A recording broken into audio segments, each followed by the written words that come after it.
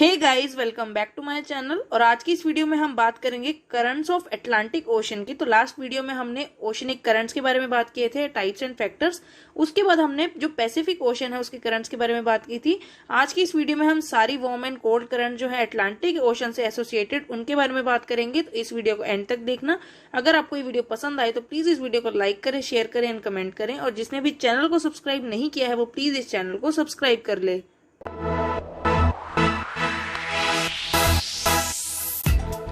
इसी के साथ वीडियो को शुरू करते हैं और जो हमारा अटलांटिक ओशन है उसकी हमारे अर्थ पर लोकेशन देख लेते हैं।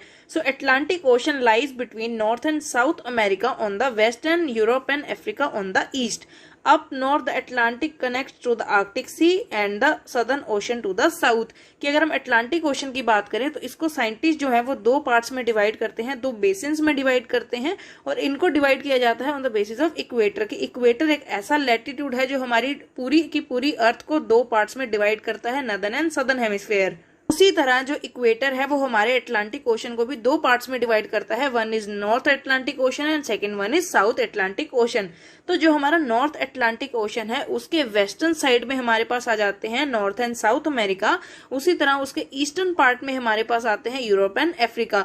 और यहाँ पर इसके नॉर्थ की अगर बात करें तो नॉर्थ में इसके पास आते हैं आर्कटिक ओशन। और वैसे ही इसके साउथ की जो बाउंड्री है वहां पर हमें देखने को मिलता है हमारा सदर्न ओशन, जो यंगेस्ट ओशन है हमारे अर्थ का।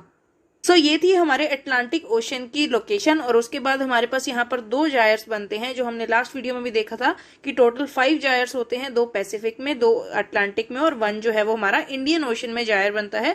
जायर जो होता है वो बहुत ज्यादा लार्ज मूवमेंट होती है हमारे वाटर की। जब वाटर सर्कुलेट करता है तो उसको हम जायर्स बोलते हैं। तो इस वीडियो में हम अटलांटिक ओशन के 2 जायर्स की बात करेंगे, मीन्स नॉर्थ अटलांटिक जायर और साउथ अटलांटिक जायर की। फर्स्ट हम बात करते हैं नॉर्थ अटलांटिक ओशन में बनने वाले जायर की, जिसमें हमारे पास आती है वार्म एंड कोल्ड करंट्स।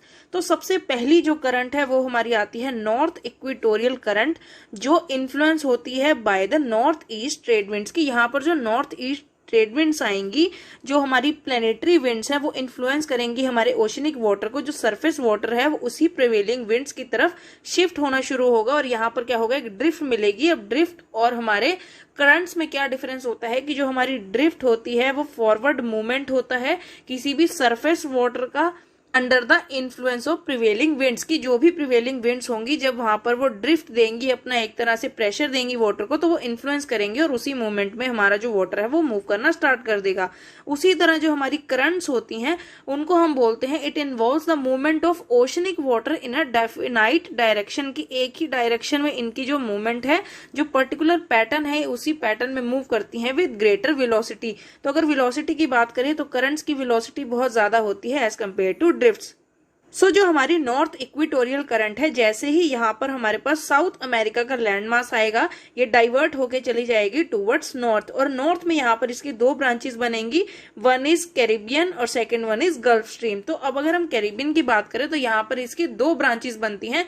जब ये नॉर्थ की तरफ बेंड होगी तो यहाँ पर बहुत सारा वाटर कलेक्ट होगा, क्योंकि यहाँ पर क्या है, वॉइड क्रिएट हो गया।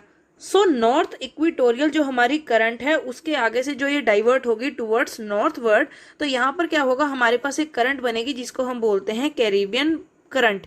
तो कैरिबियन करंट का क्या होगा, यहाँ पर 2 ब्रांचेस बनेगी, वन इज फ्लोरिडा जो हमारी आएगी गल्फ ऑफ मैक्सिको में, और उसके बाद यहाँ पर हमारे पास आएगी सेकंड जो इसकी ब्रांच है वो है गल्फ स्ट्रीम, जो एक one of the most strongest हमारे पास वार्म करंट है इन अटलांटिक ओशन। तो यहाँ पर क्या होगा, जो हमारा डिवीजन है, यहाँ पर हमारे पास बन जाएगी गल्फ ऑफ मैक्सिको में फ्लोरिडा करंट, और उसके बाद जो ये करंट हमारी जाएगी कनाडा के बॉर्डर के साथ, ये हमारी बन जाएगी गल्फ स्ट्रीम। तो उसके बाद क्या होगा, यही गल्फ स्ट्रीम जो है वो एक्सटेंड हो जाएगी टुवर्ड्स यूरोप, और यहाँ पर ही बन जाएगी नॉर्वियन करंट, क्योंकि यहाँ पे हमारे पास नॉर्वियन सी है। इसी नॉर्वियन सी में जब ये वार्म वाटर को लेकर जाएगी तो यूरोप के ऊपर जो नॉर्दर्न पार्ट है यहाँ पर ही बन जाएगी हमारी नॉर्वियन करंट। अब जो हमारी नॉर्थ इक्वेटोरियल करंट है वो नॉर्वियन तक कैसे पहुंचेगी, क्योंकि यहाँ पर जो हमारे पास एरिया है यहाँ पर इसे एक ड्रिफ्ट मिलेगा, जिस ड्रिफ्ट को हम बोलते हैं नॉर्थ अटलांटिक ड्रिफ्ट। इसी तरह का एक ड्रिफ्ट जो है वो हमें साउथ अटलांटिक ओशन में भी देखने को मिलता है, जहां पर जिसे हम बोलते हैं साउथ अटलांटिक ड्रिफ्ट। ये जो हमारा रीजन था ये सारा हमारा इक्वेटोरियल रीजन था, लेकिन यहाँ पर हमारे पास क्या होता था, नॉर्थ ईस्ट ट्रेड विंड्स का इन्फ्लुएंस रहता था हमारे ओशनिक वाटर पर।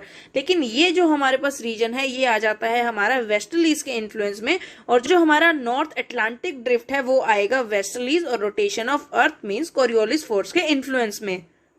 ये थी हमारी सारी वार्म करंट्स, और इसके बाद हमारे पास आ जाती हैं हमारी कोल्ड करंट्स।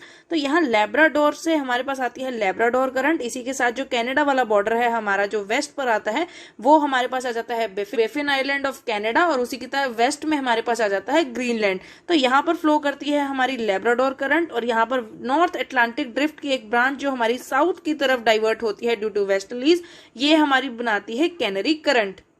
ये आ जाती है हमारी cold currents, one is Labrador current और second one is Canary current. और कैनरी करंट जो है वो फाइनली हमारा जो क्लॉकवाइज सर्कुलेशन है वाटर का in the north Atlantic gyre उसको कंप्लीट करती है जब वो मर्ज करती है हमारे नॉर्थ इक्वेटोरियल करंट में। ये जो हमारी करंट्स का क्लॉकवाइज डायरेक्शन में जो सर्कुलेशन होता है, जो क्लॉकवाइज मूवमेंट होता है, ये बना देता है हमारा नॉर्थ अटलांटिक जायर। ये जो हमारा जायर है ये दोनों साइड से लैंडलॉक्ड है, यहाँ पर भी हमारे पास बहुत ज्यादा क्लोज लैंड है और यहाँ पर भी।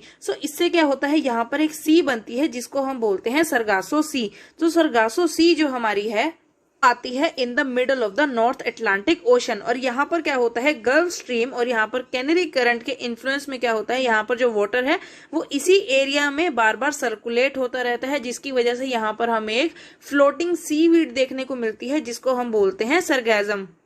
ये जो हमारी सी वीड हमें यहाँ पर फ्लोटिंग देखने को मिलती है उसको हम बोलते हैं सरगैजम, जो यहाँ पर इसी से इसका नाम पड़ा है सरगासो सी। अब इस जायर में हमारे पास दो ऐसी करंट्स हैं जो मिलकर बनाती हैं बेस्ट फिशिंग ग्राउंड्स इन नॉर्थ अटलांटिक ओशन। यहाँ पर हमारे पास लेब्राडोर करंट है और उसी तरह हमारे पास गल्फ ऑफ स्ट्रीम है। जो न्यू फाउंडलैंड वाला हमारे पास एरिया है, जो कोस्टल एरिया है, ये रीजन क्या है, Confluence of warm and cold current है, जिसकी वजह से यहाँ पर बहुत सारे माइक्रो ऑर्गेनिजम्स ग्रो करते हैं जो फ्लाइटोप्लैंक्टन्स होते हैं, जो हमारे कॉन्टिनेंटल शेल्फ पे हमें मिलते हैं। वो अपवेलिंग जोन की वजह से इनको यहाँ पर बहुत सारे न्यूट्रिएंट्स मिलते हैं जिनकी वजह से माइक्रो ऑर्गेनिज्म जो है वो ग्रो कर पाते हैं, और ये रीजन जो है वो एक्सीलेंट ब्रीडिंग ग्राउंड्स होते हैं हमारे मरीन ऑर्गेनिजम्स के लिए लाइक फिश। और ये जो हमारे पास ग्राउंड है इसको हम बोलते हैं ग्रैंड बैंक। ये जो हमारे पास लेब्राडोर करंट है और उसी के साथ जो हमारी गल्फ स्ट्रीम है यहाँ पर ये बनाती हैं हमारे बेस्ट फिशिंग ग्राउंड्स को, जिनको हम बोलते हैं ग्रैंड बैंक। तो इनकी लोकेशन जो है वो न्यू फाउंडलैंड के ईस्टर्न पार्ट में। नॉर्थ अटलांटिक जायर के बाद हम आते हैं अब साउथ अटलांटिक ओशन पर, जहां पर हमारे पास आएगा एंटी क्लॉकवाइज डायरेक्शन में हमारा अटलांटिक जायर। तो यहाँ पर क्या होगा, अब जो डायरेक्शंस हैं वो बदल जाएंगी। तो यहाँ पर हमारे पास सबसे पहले हमारी आती है साउथ इक्वेटोरियल करंट, जिसको इन्फ्लुएंस करेंगी हमारी साउथ ईस्ट ट्रेड विंड्स। उसके बाद अब यहाँ पर लैंड मास होने की वजह से जो हमारा ब्राजील कंट्री है वो यहाँ पर आता है, तो इसके साथ ही ये डाइवर्ट होकर क्या बन जाएगी, एक वार्म करंट बनेगी जिसको हम बोलते हैं Brazilian current, that is also a warm current. Currents वाली वीडियो में हमने देखा था कि जो हमारी करंट्स होती हैं वो high pressure to low pressure travel करती हैं। यहाँ पर एरिया पर बहुत ज्यादा टेम्परेचर होता है जिसकी वजह से यहाँ पर प्रेशर लो होता है। हमारी जो यहाँ पर वो अब हाई टू लो जब ट्रेवल करेंगी तो वेस्टर्लीज के इन्फ्लुएंस में हमारे पास यहाँ पर एक बनेगी cold current, that is a Falkland current, क्योंकि ये जो हमारे पास यहाँ पर आइलैंड्स हैं इनको हम बोलते हैं फाकलैंड आइलैंड्स, और इसी के साथ जो ट्रेवल करती है हमारी oceanic current, that is a cold current, उसको हम बोलते हैं फाकलैंड करंट। और ये भी मिलकर बनाती हैं हमारे यहाँ पर फिशिंग ग्राउंड्स, क्योंकि ये भी वार्म एंड कोल्ड करंट्स हैं, जहां पर भी इनका कॉन्फ्लुएंस होगा वहां पर हमें फिशिंग ग्राउंड्स देखने को मिलेंगे। साउथ अटलांटिक ओशन के सदर्न पार्ट में हमारे पास यहाँ पर आ जाएगा सरकमपोलर ऑफ अंटार्कटिका ओशन। उसी के ऊपर हमारे पास आ जाएगी हमारी west wind drift, that is a cold current, और यही इन्फ्लुएंस करेगी जैसे ही अफ्रीकन कोस्ट आएगा। यहाँ से क्या होगा, जो हमारा एक और हमारे पास कोल्ड करंट है वो बन जाएगी, दैट इज अ बेंगुलर करंट, और इस यहाँ पर कोस्ट पर ही जब पर आकर टकराएगी तो ये बन जाएगी हमारी वापस से साउथ इक्वेटोरियल करंट, क्योंकि जो हमारा डेंस वाटर था, कोल्ड वाटर था, वो वापस से शैलो एरिया में आएगा और वो फिर से वार्म होना शुरू हो जाएगा, क्योंकि यहाँ पर हमारे पास बनेगा अपवेलिंग जोन। एंटी क्लॉकवाइज जो सर्कुलेशन है हमारे वाटर का ये कंप्लीट करता है हमारे साउथ अटलांटिक जायर को। नॉर्थ अटलांटिक ओशन में जो हमारे पास नॉर्थ ऑफ इक्वेटोरियल करंट थी, और वैसे ही साउथ अटलांटिक ओशन में साउथ इक्वेटोरियल करंट जो इक्वेटर रीजन में ट्रेवल करती हैं, यहाँ पर क्या होता है, जो वार्म वाटर होता है उससे इन्फ्लुएंस होती हैं, और साथ में ही north east and south east trade wind से इनका इन्फ्लुएंस रहता है। यहाँ पर क्या होता है, डायरेक्शन जो है वो इन्फ्लुएंस करती है बाय द ट्रेड विंड्स। उसी के साथ जब यहाँ पर बहुत सारा वाटर जो है वो इकट्ठा हो जाता है, उसकी वजह से ये जो सारा एरिया यहाँ पर वाटर का एक वॉइड क्रिएट होता है, जिसको कंप्लीट करने के लिए हमारे पास एक करंट आती है, that is known as counter current, जो आती है इक्वेटर वाले रीजन में। तो ये जो ट्रैवल करती है नॉर्थ इक्वेटोरियल करंट और साउथ इक्वेटोरियल करंट के ऑपोजिट डायरेक्शन में, इसीलिए इसे बोला जाता है काउंटर इक्वेटोरियल करंट। करंट जैसे ही अफ्रीकन के वेस्टर्न कोस्ट पर जाकर टकराती है या वहां जाकर जो डाइवर्ट होती है, सो ये बनाती है हमारी एक और वार्म करंट, जिसको हम बोलते हैं करंट।